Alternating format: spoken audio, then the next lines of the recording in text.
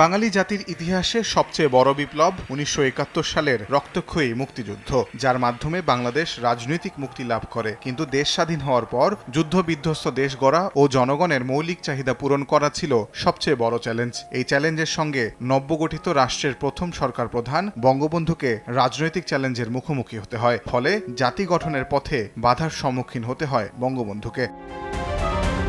আওয়ামী লীগ থেকে একটি অংশ বের হয়ে জাসদ প্রতিষ্ঠা করে। জাসদ এবং সর্বহারা দলের সশস্ত্র রাজনৈতিক কার্যক্রম ও হামলার সঙ্গে যুক্ত হয় সাম্রাজ্যবাদী যুক্তরাষ্ট্রের আন্তর্জাতিক নানা কূটচাল। এছাড়া ৭৪ সালে দেশের বিভিন্ন অঞ্চলে দুর্ভিক্ষ দেখা দেয়। তখনই বঙ্গবন্ধু ভাবতে শুরু করেন রাষ্ট্রীয়ভাবে একটি দল গঠন করে রাজনৈতিক ও সামাজিক সব শক্তিকে নিয়ে দেশ পুনর্গঠনের কাজটি করবেন।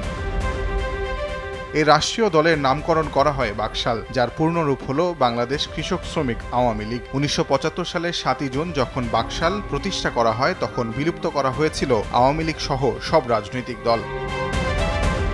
নগদের কাছে সব গ্রাহকই প্রিয়, তাই তো সারা দেশে ক্যাশ আউট চার্জ সবচেয়ে কম।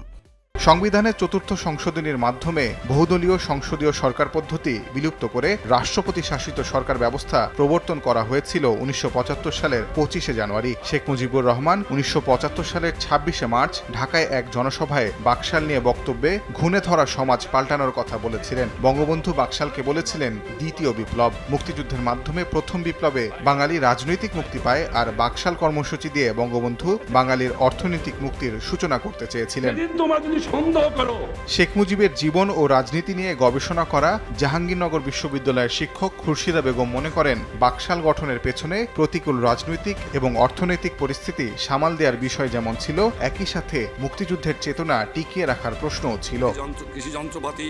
১৯৭৫ সালের জানুয়ারি মাসের পর থেকে আগস্ট পর্যন্ত বঙ্গবন্ধু দেশের অর্থনৈতিক, সামাজিক ও রাজনৈতিক ব্যবস্থায় যেসব পরিবর্তন সাধনের প্রস্তুতি গ্রহণ করছিলেন, তা সব মহলেই আগ্রহের সৃষ্টি করেছিল। কিন্তু বঙ্গবন্ধুর নেতৃত্বে যে নতুন রাষ্ট্র ব্যবস্থা গড়ে উঠছিল, তা মেনে নিতে পারছিল না স্বাধীনতার পর থেকে আন্তর্জাতিক এবং দেশীয় কুচক্রী একটি গোষ্ঠী। তাদেরই ষড়যন্ত্রে নেমে আসে ১৫ আগস্টের ভয়াল রাত।